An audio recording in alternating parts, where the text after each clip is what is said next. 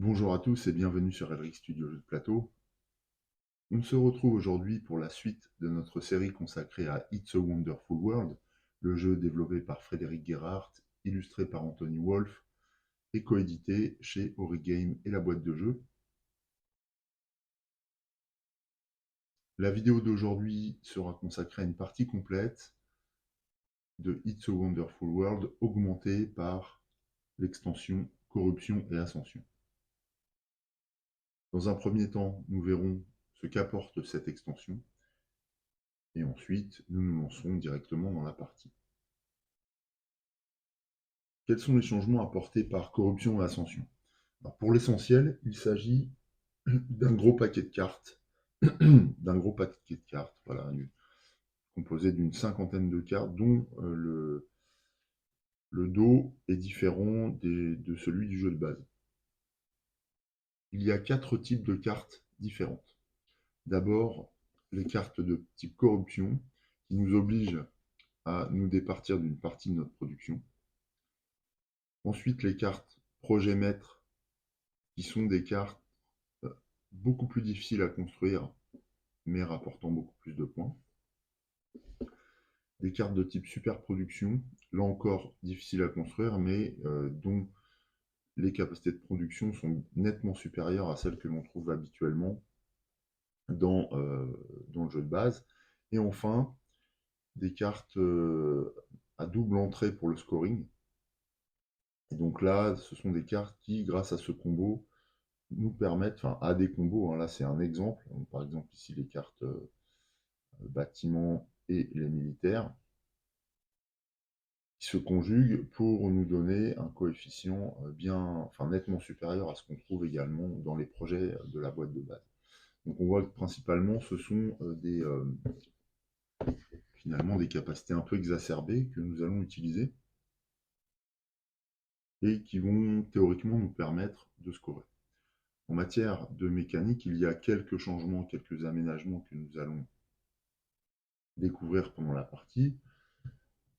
Autre apport de l'extension, c'est le plateau de scoring qu'on a déjà utilisé et qui remplace le petit carnet de score, que je conserve néanmoins pour noter mes scores de manière plus durable. Là, j'ai noté ceux notamment de la première partie filmée, ce qui va nous permettre de comparer à la fois le score, mais aussi ses composantes et la manière dont on construit un score avec l'extension. En matière de mise en place, c'est plus que simple dans la mesure où il n'y a qu'un changement par rapport au jeu de base. Là, j'ai laissé le plateau tel quel depuis la première vidéo. Pour ajouter ces cartes, on ne les mélange pas en fait. On va simplement libérer un peu de place en installant verticalement les cartes du jeu de base. Alors j'ai tout remélangé, hein. Voilà, je couperai avant le début de la partie. Et on vient ensuite juxtaposer au-dessus du plateau le nouveau paquet Corruption et Ascension. Voilà en matière de mise en place du secteur, voilà ce qui se passe, voilà en quoi consiste la mise en place de l'espace général. Aussi pour rappel, l'extension apportait 2 nations supplémentaires. Voilà, donc ça je les ai ajoutées, mais il n'y a pas vraiment de changement à ce niveau-là. Le solo nécessite l'aménagement de la phase de draft. Voilà. Donc eh bien, là on va reconstituer nos 8 mini-decks.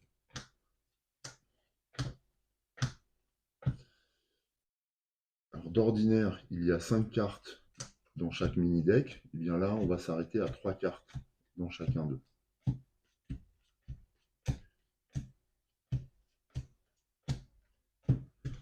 Voilà.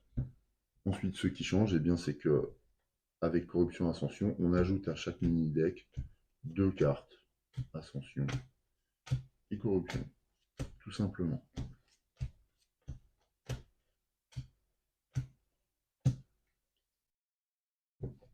Nous sommes toujours à 5 cartes par mini-deck, mais cette fois, elles sont panachées des cartes des 2 extensions, c'est tout. C'est la seule différence. Ensuite, en termes de gameplay, hormis quelques évolutions dans la phase de recyclage, enfin dans l'action de recyclage d'une carte ou de deux cartes, eh bien, il n'y a pas de changement. On va jouer tout à fait normalement. Voilà, donc justement, on se lance sans plus attendre dans la partie, sur la base de nouveaux scénarios apportés également par cette extension. Alors, la règle apporte une précision importante qu'il faut noter. Bien que leur dos soit différent, les cartes corruption et ascension restent des cartes développement. C'est pourquoi ça ne change absolument rien à la manière dont on joue avec ce matériel. En termes de planification, donc les évolutions du multi sont indiquées au début, alors que le solo, voilà, ce mode vous permet de découvrir différentes stratégies en mode solo, jouer avec une phase B d'une carte Empire. Donc, comme la dernière fois, hein, à chaque fois qu'on joue avec un scénario, on joue avec une phase B. Ça c'est A. On va jouer avec la nation d'Océanie, une carte de l'extension justement. Donc phase B, c'est toujours la même production, deux matériaux, une énergie, une science.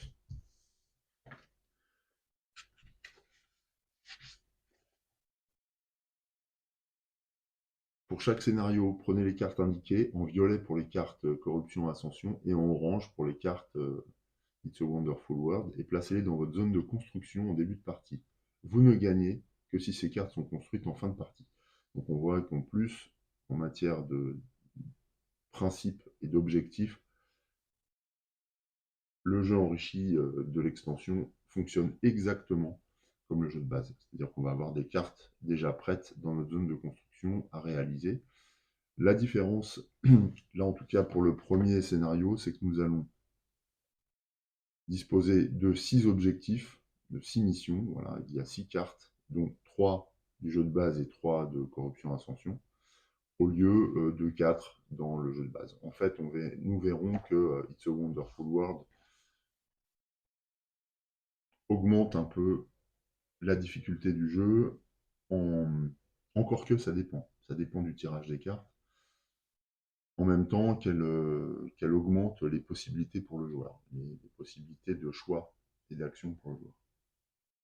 Pour cette vidéo, nous allons jouer le scénario numéro 1, l'ère des robots, pour lequel on a un petit développement thématique, un petit récit, qui s'inscrit un petit peu dans la continuité de ce qu'on avait découvert lors de la première vidéo aussi. Grand vizir, les faits divers rapportent que des domestiques auraient volé leurs employeurs et que des ouvriers multiplieraient les enlèvements de dirigeants. Mais que se passe-t-il enfin? Le grand vizir répondit gêné. Il semble que la rémunération basée sur la confiance et la gratitude entre citoyens libres se heurte à une résurgence des antagonismes sociaux.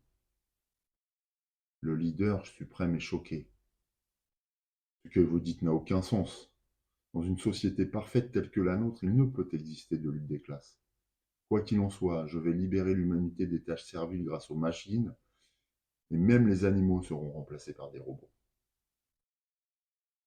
Pour cette partie, nous disposerons de 6 objectifs, composés des cartes robots géants, télékinésie, fabrique de robots qui sont issus de corruption à ascension, automates de contrôle, robots de compagnie et animorphes.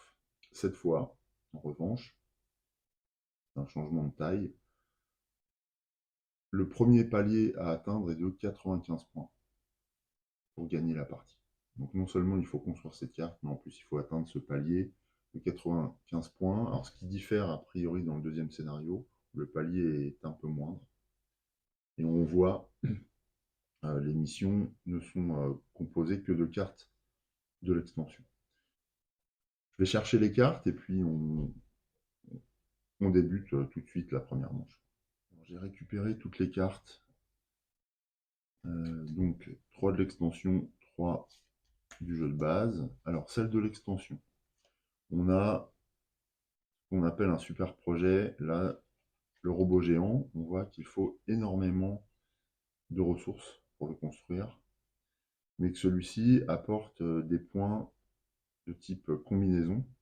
On combinera, enfin, chaque duo de cartes industriel et véhicule nous rapportera 6 points. Cette carte nous donne une orientation vers un régime autoritaire, puisqu'on récupérera aussi des soldats, des officiers. Ça, c'est le premier projet. Deuxième projet, nous avons télékinésie. Télékinésie, ce qui thématiquement nous permet de piloter le robot géant. Là encore, une carte qui nous donne la possibilité de scorer grâce à une combinaison, mais cette fois entre les cartes de type véhicule avec les financiers. Donc la difficulté dans cette partie, c'est qu'il va falloir récupérer les deux figures, pas seulement des militaires ou des financiers, mais bien les deux figures. Ensuite, une carte de type construction ou industrie, c'est la fabrique de robots. Alors celle-ci est très puissante parce qu'elle nous permet de produire à la fois de l'énergie et de la science, mais on voit qu'elle amène une première dimension de corruption, puisqu'elle nous retire une unité de matériaux à chaque fois qu'on activera cette carte. Donc est-ce qu'on l'activera tout de suite ou non? Je ne sais pas. Là, c'est vrai que de prime abord, on a surtout besoin d'énergie et de science. Maintenant, on a aussi besoin de matériaux pour construire le robot, donc ça va constituer déjà une difficulté certaine que de trouver un équilibre entre ces trois ressources. Pour ce qui concerne les cartes du jeu de base, on retrouve automate de contrôle, donc là un score plus classique et une manière de construire ordinaire aussi. On trouve aussi robot de compagnie, ce qui nous donne la possibilité de produire davantage de matériaux, alors ce qui vient compenser la perte de la fabrique de robots. Et enfin un imorphe qui là encore nous apporte des matériaux. Donc ça compense nettement la perte de la corruption induite dans la fabrique de robots. On remarque aussi que ces cartes-là valident un petit peu l'orientation et la dominante autoritaire de notre régime, puisqu'on joue avec les figures militaires. En dehors de télékinésie, on n'a pour l'instant pas besoin de financiers, ce qui nous montre aussi que cette carte-là ne sera pas celle que nous allons utiliser de manière principale, de manière fondamentale pour construire notre score. Voilà, on verra ce que ça donne. De toute façon, après, le tirage du draft va aussi conditionner nos orientations. Ces 6 cartes constituent nos objectifs, donc comme la dernière fois, je vais mettre un petit disque jaune par-dessus pour bien distinguer les objectifs impératifs des autres cartes. En dessous, je viendrai mettre les cartes que nous voudrons construire, mais qui sont en dehors de ces objectifs de mission, bien entendu. Première manche, première phase de planification. Alors, dans notre zone de draft, on a tout ça.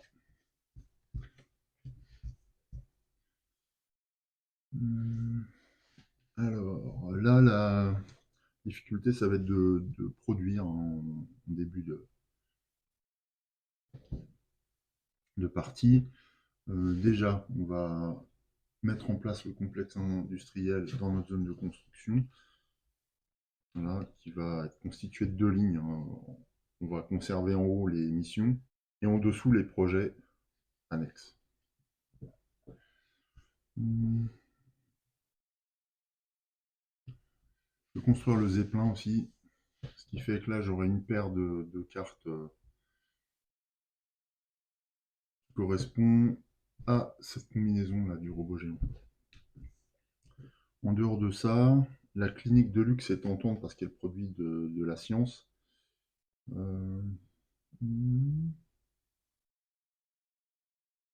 Alors, est-ce que ça peut aller avec notre thématique de fabrication de robots? Pourquoi pas, si on considère que les humains sont augmentés de parties cyborg, ça nous coûte. Alors là, ça pervertit notre fabrication, enfin notre production, en énergie notamment. Ouais, donc non, je ne vais pas utiliser ça. Je vais recycler les cliniques pour récupérer de l'énergie pour mon complexe industriel. Voilà, dans un premier temps. Le musée nous rapporte des points avec les cartes expédition, c'est pas thématique. Donc, je transforme ça en ressources. S'agissant d'expédition, je mets ça dans ma nation en réserve. Et là, le dollar pour la mine d'or, ça peut servir en matière de ressources pour alimenter mes automates de contrôle. Voilà, pour financer la construction des automates de contrôle qui coûtent cher apparemment. Il faut que je me débrouille pour activer une production. C'est vraiment l'essentiel. Encore faut-il pouvoir à l'aide du draft. Deuxième paquet. Alors on a une plateforme pétrolière qui pourrait être bien. Une zone de non-droit qui produit de l'énergie et des matériaux. Alors c'est bien. Bon, alors ici une zone de non-droit qui produit des matériaux, de l'énergie qui corrompt la production d'argent. La production d'argent, ce n'est pas ce dont j'ai le plus besoin, d'autant que j'en produis. Si je n'en produis pas, la corruption ne s'applique pas. Non, là, je dois chercher une production de matériaux pour l'essentiel. Donc, ce que je vais faire, je vais utiliser ces deux cartes en recyclage pour récupérer les matériaux. Récupérer les matériaux qui vont me servir à construire mon complexe industriel. Je vais également recycler les mines d'or et les anciens astronautes pour aller chercher de nouveaux projets dans cette première manche. Alors, il me manque, ouais, non, j'ai les 5 cartes. Alors, il me faudrait un en matériaux. Je ne vais pas l'avoir à tous les coups. Ouais, je ne l'ai pas. Punaise, c'est pas vrai. J'ai tout sauf des matériaux.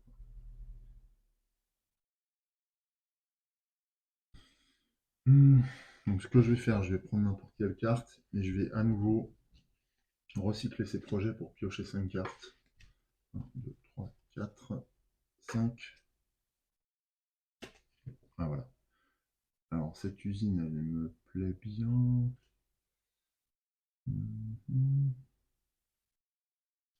Donc voilà, je retiens un projet qui va me permettre de produire un matériau. Ce matériau, je le réinvestis tout de suite dans mon complexe industriel. Le complexe est achevé. Il rentre en fonction dans ma nation, dans mon empire. Bon, va coûter cher, hein, ce complexe industriel. Sachant que c'est déjà la fin de la première manche. On passe à la phase de production. Alors là, c'est assez faible. Ah oui, j'ai oublié, mais ça me rapportait un financier en bonus de construction. Donc on prend une orientation libérale, là, tout de suite. Après, compte tenu des objectifs fixés, on va avoir une tendance à l'autorité quand même, l'autoritarisme. Alors, production. On commence par les matériaux. 3 en matériaux. 3 en matériaux. Ce qui va me permettre d'alimenter la fabrication, enfin, l'assemblage de ma fabrique de robots. Et puis commencer la production du robot géant aussi. Ensuite, c'est la production d'énergie. Là, on a un en production d'énergie. Un que nous allons utiliser pour les animorphes.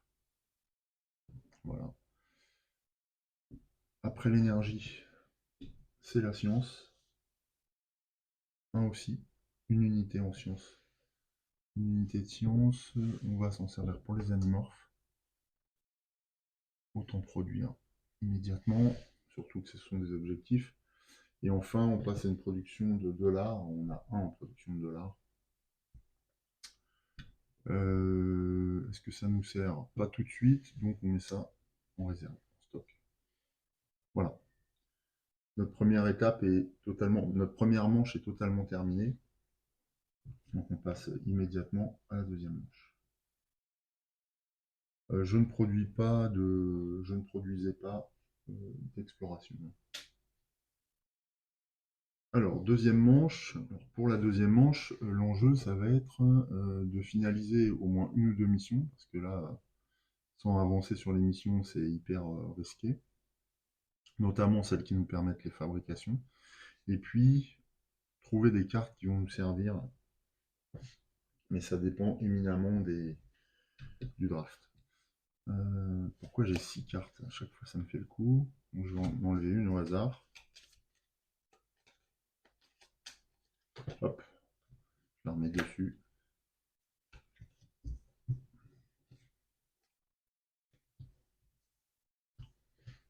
Voilà mes cartes de départ. Une centrale nucléaire, ça peut être très bien pour produire de l'énergie. On va récupérer ça. La zone de non-droit, on va l'utiliser pour assembler notre centrale d'énergie, notre centrale nucléaire. Un premier matériau bien utile ici.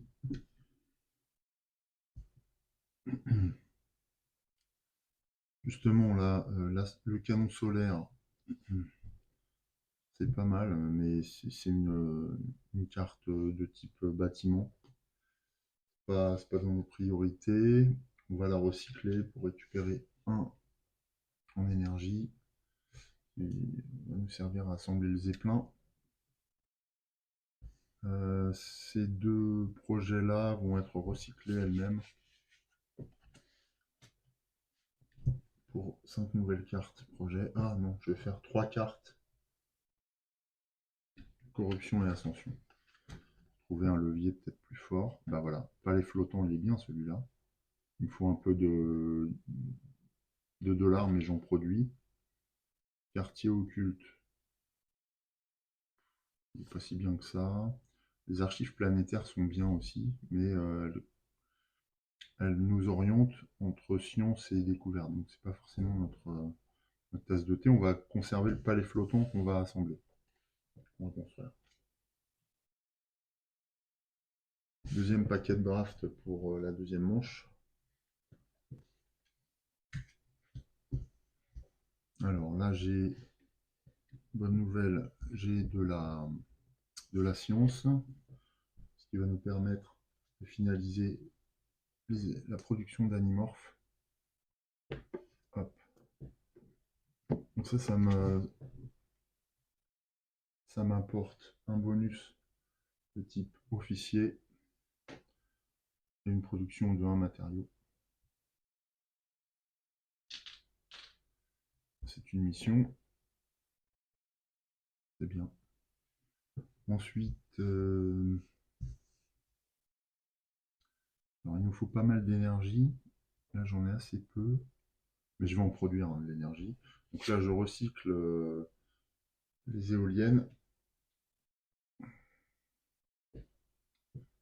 pour construire le palais flottant. Ouais. Je m'éparpille un peu, mais bon, le palais flottant est intéressant. Ensuite, je vais recycler, je pense, le voyage temporel. Pour le moment, non. Je vais recycler base secrète et monument national pour réaffecter mes chercheurs à d'autres projets. 1, 2, 3, 4, 5.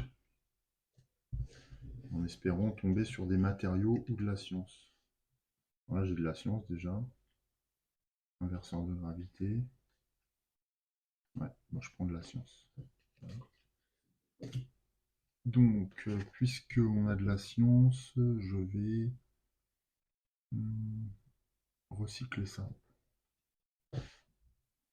pour produire la fabrique de robots ou la centrale nucléaire. La fabrique de robots. Ouais.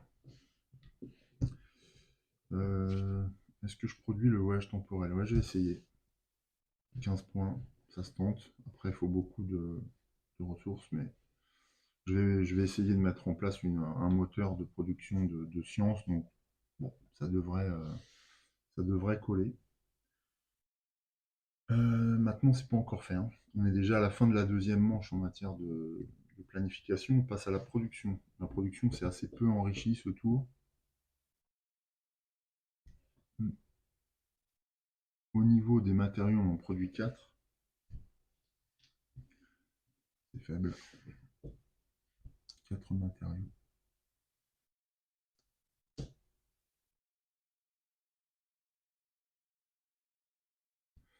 Il nous en reste un qu'on va consacrer à l'assemblage du robot géant. Voilà. Donc là, bon, il n'y a pas de perte au moins, on a optimisé. Ensuite, énergie. Énergie, on est toujours à 1 en énergie. Énergie, je vais produire le palais flottant. D'abord. Ensuite, science 1. Alors là, autant le consacrer à la fabrique de robots. Est-ce que j'ai une autre opportunité? Non, pas pour l'instant. Donc, fabrique de robots est terminée. Et du coup, par contre, ça me corrompt ma production de matériaux. Donc, l'avantage, c'est que je vais produire à ce tour. Non, je vais rien produire à ce tour. Là, je suis déjà à l'étape de fabrication des unités de science. Donc c'est pas... c'est trop tard.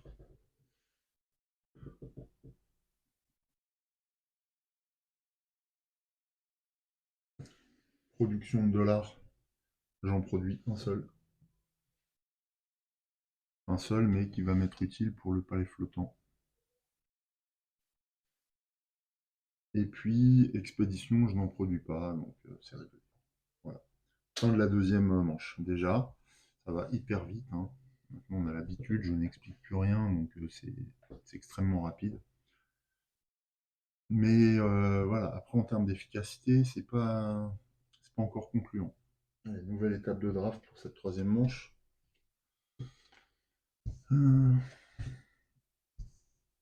Alors, qu'est-ce qu'on a?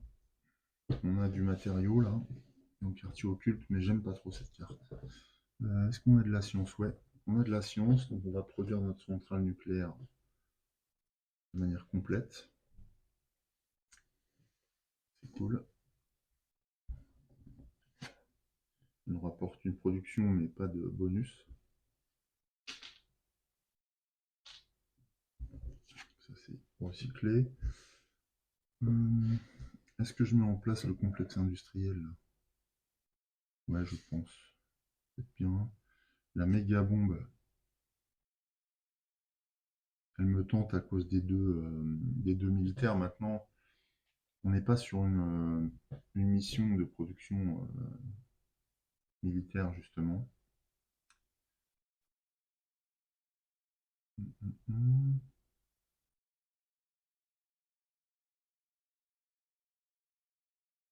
Ouais.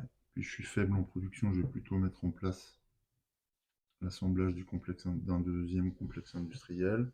Ces deux cartes-là, je vais les recycler ou alors...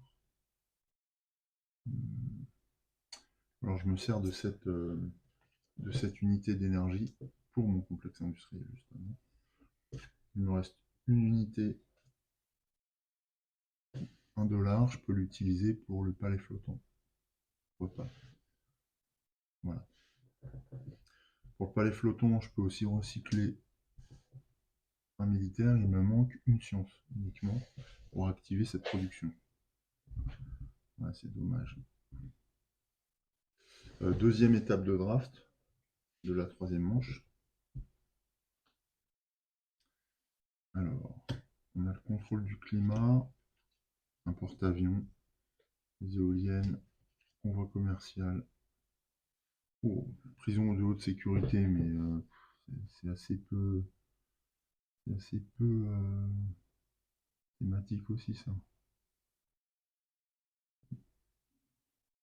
Bah, disons qu'on pourrait emprisonner tous les cyborgs mal réglés ou alors les êtres humains qui seraient réfractaires aux cyborgs en confirmant une orientation autoritaire. Contrôle du climat, ça ne me paraît pas nécessaire pour l'instant. Donc, je vais utiliser l'énergie là pour le robot géant. Voilà. Les éoliennes. Est-ce que je vais avoir de quoi le financer?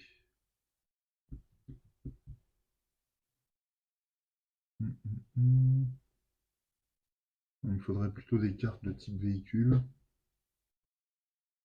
Le convoi commercial est bien, mais il pervertit ma production de matériaux. Elle est déjà pervertie par un autre projet. Donc c'est pas forcément le bon plan. La prison de haute sécurité, je la recycle pour alimenter mon complexe industriel.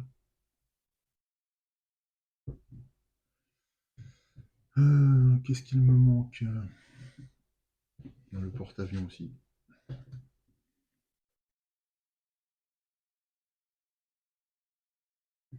Et ces deux cartes-là, j'ai envie de piocher une autre carte à la place. Donc on va recycler ces deux projets pour que nos chercheurs s'occupent d'autre chose. Alors soit j'ai un matériau, soit je prends base militaire. Non, mais je vais prendre le matériau, je pense. Ouais, je prends le matériau. Voilà, je recycle aussi. Et j'assemble définitivement mon complexe industriel. Hop. Pour augmenter ma production. On est en troisième manche, c'est trop faible une production, c'est vraiment pas efficace. On y va justement, phase de production. Alors, matériaux, on en a combien? D'après notre empire, 1, moins 1, donc 0, 1, 2, 3, 4. On est toujours à 4. Une catastrophe. Et en plus, on a assez peu besoin de matériaux là, sauf pour le robot. Les trois autres sont mis en stock et on va tout de suite les transformer en cristallium.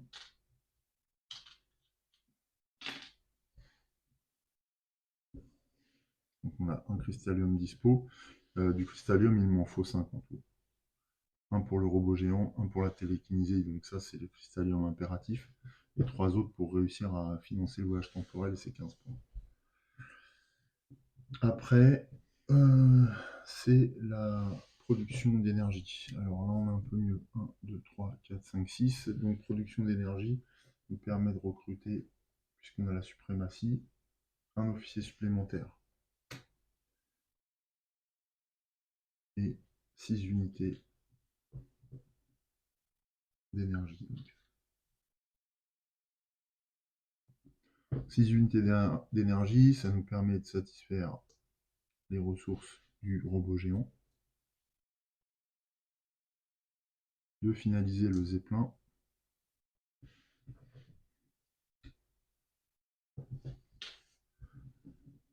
on apporte une expédition, c'est pas forcément ce qu'on recherche initialement. Il nous reste une unité qu'on va conserver dans nos stocks. Voilà.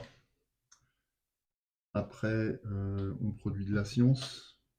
Alors là, on a dans notre empire 3 unités de science. On ne nous rapporte aucune figure.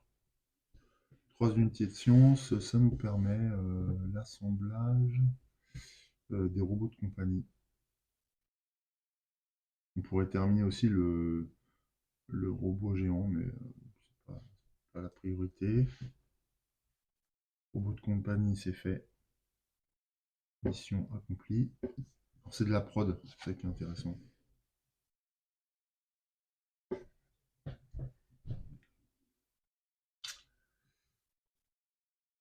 Après, on va produire des dollars, on en produit 2. Donc 2 dollars qui vont être totalement inutiles face vis-à-vis des projets en cours. Je les mets en stock. Et un en expédition, idem, inutile. J'injecte ça dans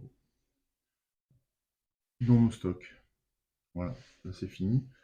On attaque déjà la 4e manche, on est loin de tout, on est loin d'avoir fini les missions, on est loin d'atteindre un score. En plus, dans notre empire, on a peu de cartes qui proposent du scoring, justement, et on a peu de figures. Donc autant vous dire que c'est une calamité, là, cette partie. Là, le tirage est catastrophique. Alors, je ne dois pas assez jouer avec les cartes corruption et ascension. Je pense qu'il aurait fallu que j'en récupère plus tôt pour tenter de renforcer notre production qui est faible, là, quitte à corrompre certains aspects. C'est la quatrième manche, les dernières manches, nouvelle étape de draft.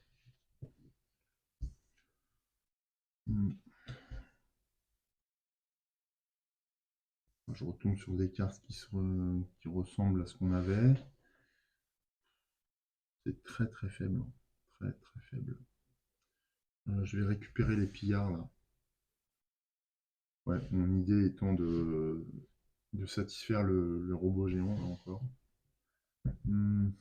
Après j'ai de l'énergie, j'en ai besoin ouais, pour les pillards. Et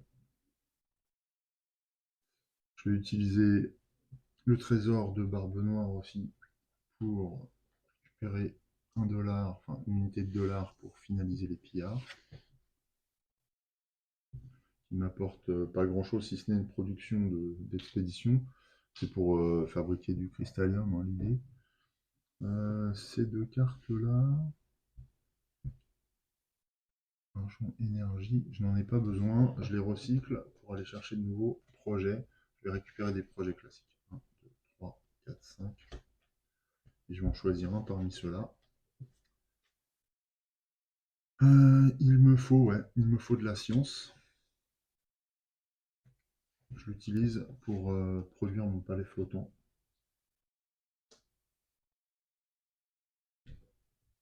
En tant que dirigeant, on ne s'oublie pas, donc je consomme tout ça, hein. L'officier là, perdu.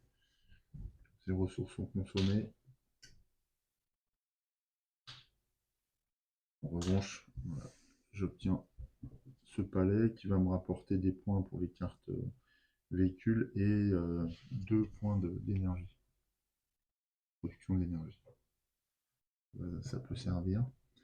On arrive à l'étape de production.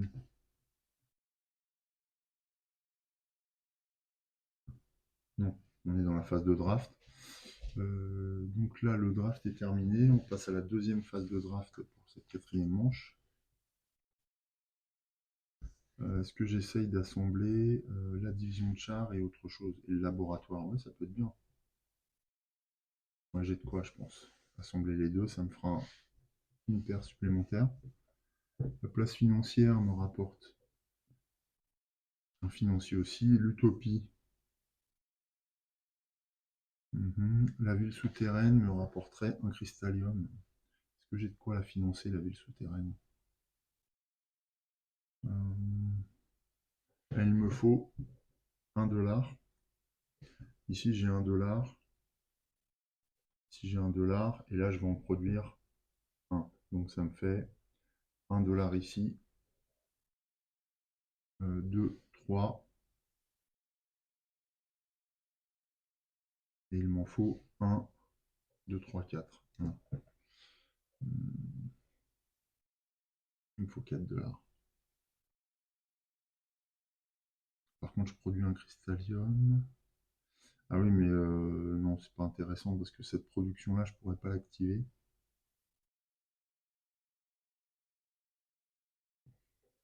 Est-ce que je pourrais éventuellement produire celle-ci? J'ai pas de. Elle me sert à rien, j'ai pas de carte exploration. Donc ça déjà je peux la recycler de manière certaine. Voilà. J'ai alimenté le laboratoire offshore. La place financière. Bon, j'ai une hésitation sur la ville souterraine.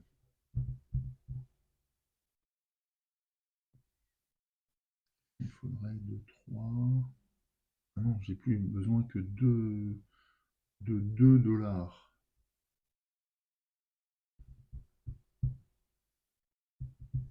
Ça me rapporte 3 points. Non, je vais plutôt recycler ça pour trouver une science. 1, 2, 3, 4, 5. Voilà. Il faut de la science, ouais, bah, voilà. On est là. Hop, je recycle les technologies inconnues pour récupérer un de science. Un de science que j'injecte dans mes missions. C'est mieux. Je suis même pas sûr d'atteindre mes objectifs, hein. Loin de là, ouais, non, j'ai pas autant de. Ah oui, non, je suis loin. Je suis loin. J'ai pas du tout produit de science en quantité suffisante. Voilà. Ok. Alors, phase de production de la quatrième manche.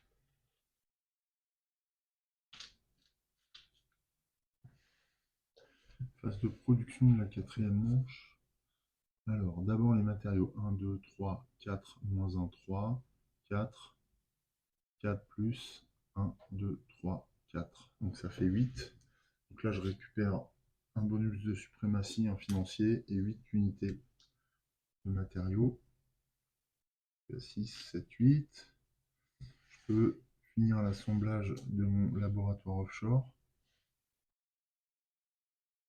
Constituer ma division de char au niveau des matériaux. Il me faut de l'énergie après pour la division de char. Voilà, donc ça va renforcer ma production de scientifique et d'argent. Mais bon, voilà. Il me reste 5 unités, je peux produire un cristallium. Le deuxième. Je vais l'utiliser tout de suite pour mon robot et pour ma télékinésithérapie. Et l'autre pour la télékinésie.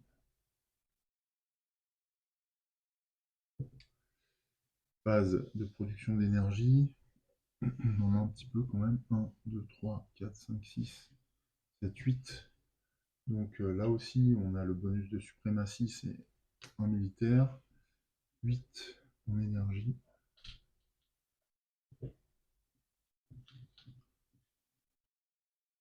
On peut finir d'assembler la division de chars. Ça, c'est bien. Du coup, un militaire supplémentaire. Je vais mettre un jeton de 3.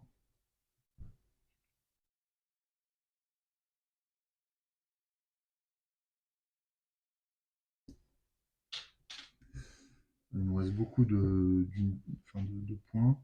On va convertir ces 5 en un cristallium pour assembler. Non, je vais le mettre de côté pendant mon cristallium. Il me reste 1. Là encore, j'ai 5 unités de ressources, donc je peux produire un cristallium de plus. Il ne va pas suffire, je pense.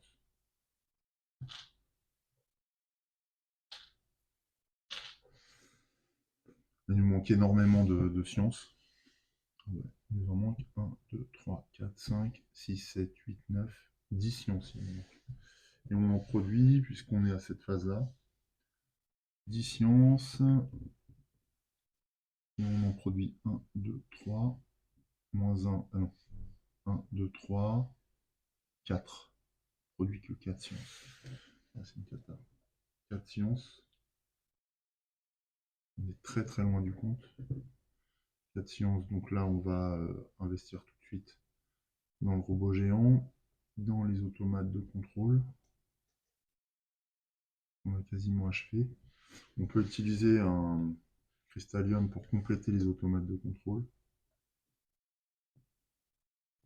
Ce qui fait que là, ces missions-là sont remplies.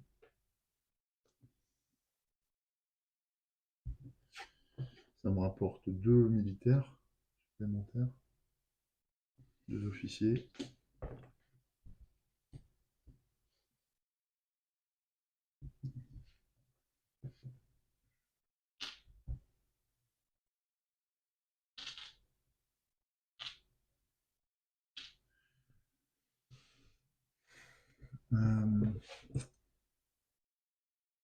Qu'est-ce qu'on a ensuite comme production? La production d'argent. Bon, elle est faible. On a 1, 2, 3, moins 1, 2. Et on n'en a pas besoin immédiatement, donc on les stocke. Et ensuite, il nous reste la production d'expédition 1, 2, 3, 4. Donc 4, ça va nous permettre de produire un cristallium, ce qui ne va pas suffire du tout à compléter la production de la télékinésie, donc on a perdu la partie.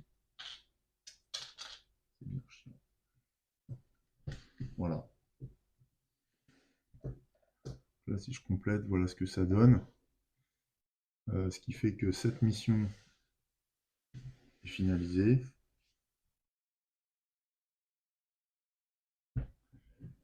Elle me permet de scorer, mais pas de produire. Donc, de toute façon, puis on est à la dernière étape de production.